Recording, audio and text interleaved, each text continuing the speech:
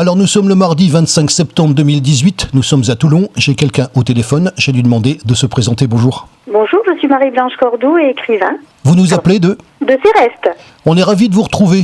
En fait, on s'est connus d'abord à Toulon, c'était en octobre 2017, avec l'association Var Dialogue. Alors moi j'avais fait un reportage, vous étiez dans une petite salle d'un restaurant sur la place de la Liberté, et c'est comme ça qu'on s'est connus. Tout à fait, c'était à l'occasion d'une conférence et on s'est rencontrés là-bas, on a sympathisé, on a discuté justement du fait que j'écrivais. Ce qui est intéressant, c'est qu'en plus on a gardé le contact, puisque vous regardez un petit peu ce qu'on fait, je vous en remercie. Autre chose qui va nous rapprocher certainement, puisque vous savez qu'on s'occupe d'un groupe qui s'appelle Fêtes et Foires dans le 83.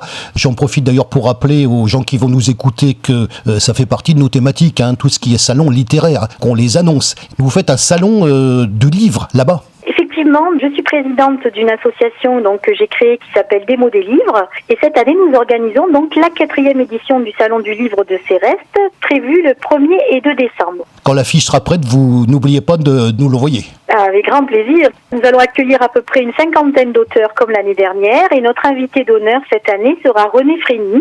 Il nous fait l'honneur de partager ces 2 jours avec nous. Alors ce qui est intéressant aussi, on va quand même un petit peu parler du salon, même si je vous cache pas, je vous interviewe surtout pour votre livre, on en parle dans quelques instants, c'est que vous connaissez aussi pas mal de connaissances au niveau des écrivains du Var. Effectivement, parce que déjà j'écris depuis 5 ans et puis j'ai adhéré à pas mal d'associations littéraires comme le Cercle des auteurs d'Andolé, mais aussi l'association de Dominique Van Eyck, tous ces écrivains qui mettent en place des salons qui tournent autour de la région et je connais énormément d'auteurs qui seront ravis de nous rejoindre pour le 4e édition du Salon de Céreste. Et qui seront ravis de nous écouter. J'en connais quelques-uns aussi, bien sûr on parle de Plume d'Azur, bien sûr, Dominique Van Eyck. Plume d'Azur, tout à fait. Vous l'avez cité, bien sûr on parle de Bandol également.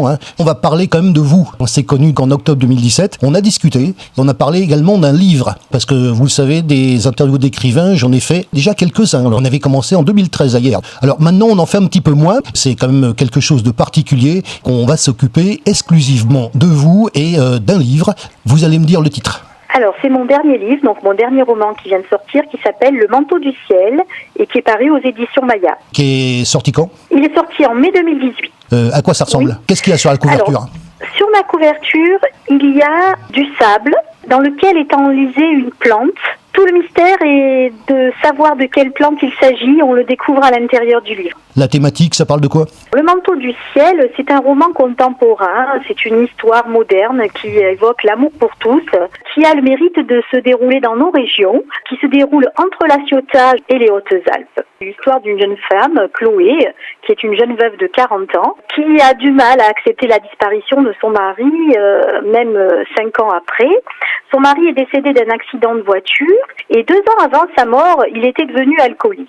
Elle ignore encore pour quelle raison il avait sombré dans l'alcoolisme. Elle reste sur cette frustration, mais malgré tout, elle continue à vivre. Parce que on ne refait pas sa vie, on la continue bien sûr dans ces conditions. Elle habitait la Ciotat, elle déménage et elle va rejoindre un nouveau poste à Gap. Pour cela, elle va s'installer dans son ancienne maison de vacances où elle allait avec son époux, dans les Hautes-Alpes, à la Bâtie-Neuve, un petit village près de Gap.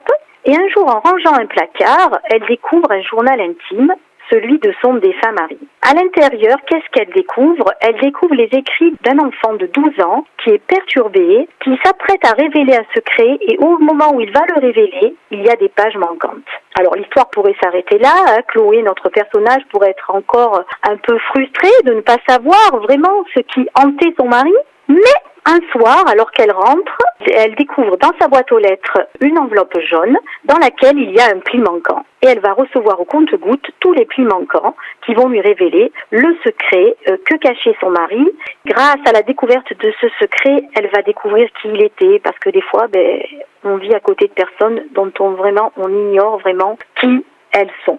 Cette histoire est une espèce d'intrigue pendant laquelle Chloé va essayer non seulement de continuer à vivre, de se reconstruire, mais aussi de mener une enquête entre la Ciotat et les Hautes-Alpes pour découvrir un peu l'univers secret de son mari. Combien de pages ? 372 pages. Oui, on est précis, donc c'est ça qui est bien de vous donner la parole. J'insiste également sur le fait que les écrivains, la plupart du temps, je les ai interviewés en étant à côté d'eux, et vous voyez que par téléphone, ça peut se faire aussi à peu près de la même manière, à part qu'on est sur une configuration un petit peu différente. Les prochains salons, à part le vôtre, vous en faites d'autres ? Oui, bien sûr, je fais énormément de salons dans la région. Pour l'instant, il est prévu un salon à Saint-Victoré le 14 octobre. Le 9 octobre, je serai à Bandol, à l'Auberge du Port, avec l'association des femmes leaders. Et là, j'aurai l'occasion de présenter mes livres. Ensuite, il y aura aussi une association à Septème-les-Vallons qui me reçoit, et uniquement pour que je discute de mon livre et je présente mon livre. J'alterne séances de dédicaces, librairie, salon du livre. 17 et 18 novembre, je serai au salon du livre de la Bâtie-Neuve, ça tombe bien, puisque mon livre se déroule là-bas. Le 8 décembre, je serai à Montauroux. Puis bien sûr, 1er et 2 décembre à Céreste, fidèle au poste. Et puis le 15 décembre à la librairie L'Atoll Imaginaire à la Garde. Il y a quelque chose qu'il faut qu'on parle, parce que moi, quand j'ai commencé en 2013, justement, j'étais au sein des salons. Moi, je vous voyais faire, bien sûr, et on en tire bien évidemment pas mal d'enseignements. C'est-à-dire qu'on vous voit en train de parler à vos lecteurs ou des personnes qui vous achètent les livres. Il y a des personnes que vous ne connaissez pas, puisque automatiquement, c'est la première fois que vous les voyez, mais je suppose que vous avez des lecteurs réguliers au cours de ces différents salons. Et ces lecteurs réguliers, est-ce que vous les voyez ? Mais tout à fait, parce qu'en fait, ce roman peut se lire directement, mais il correspond aussi à la suite de mon premier roman, qui s'appelle Blanc de Gris. Quand j'ai sorti mon premier roman, j'avais fait le salon du livre de Gonfaron, par exemple, que vous devez connaître, qui est très connu. Oui, absolument, oui. Cette année, quand je m'y suis rendue, je venais de sortir Le Manteau du ciel. Écoutez, j'ai vu 3 lectrices arriver en me disant « Je vous cherchais, je voulais absolument lire la suite de Blanc de Gris.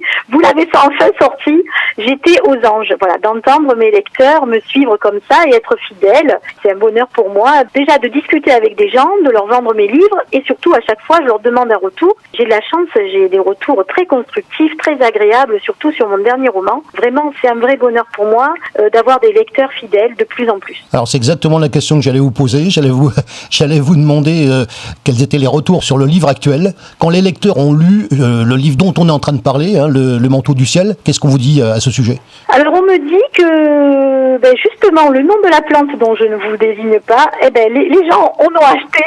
On en voit de partout, ils la regardent d'une autre manière, ils ont adoré parce qu'ils ont pleuré, ils ont ri, ils ont réfléchi, qu'ils ont vraiment, il y avait de la poésie, il y avait vraiment, et une intrigue jusqu'au bout, des rebondissements jusqu'au bout. À chaque fois, que ce soit des hommes ou des femmes d'ailleurs, tous mes lecteurs m'ont dit que déjà, par rapport au premier roman, j'avais énormément progressé, donc ça c'est super d'entendre ça par ces fidèles lecteurs. Et puis surtout, que souvent, ce qui m'a été dit, c'est que on est rentré dedans et on n'arrivait plus à en sortir, quoi. On avait envie de finir, de tourner la page, quitte à y passer la nuit. Alors moi je suis, parce qu'il y a un moment il faut bien conclure, je suis ravi de vous redonner la parole. Alors cette fois-ci, puisque moi je vous reçois à double titre, c'est ça qui est intéressant d'ailleurs, à titre d'organisatrice de salon, ça c'est quand même important, puisque vous savez que notre but, notamment au niveau du groupe Fêtes et Foires dans le 83, c'est de donner, et je le répète, la parole aux organisateurs de manifestations. Mais en plus j'ai le bonheur, parce que c'est un vrai bonheur de la manière dont ça se déroule d'ailleurs, de donner la parole donc aux écrivains. Je vous remercie du temps que vous nous avez consacré. C'est moi qui vous remercie. Vraiment, en ce qui concerne donc la manifestation, on en reparlera bien sûr puisque ce sera au début du mois de décembre. Et en ce qui vous concerne, je vais vous demander, comme je le fais d'habitude, un petit mot de conclusion. Écoutez, je vous remercie vraiment pour tout ce que vous faites. J'espère que les gens vont continuer à lire, que vive le livre et que les écrivains aient la chance de rencontrer des journalistes comme vous qui les mettent en valeur. Merci beaucoup.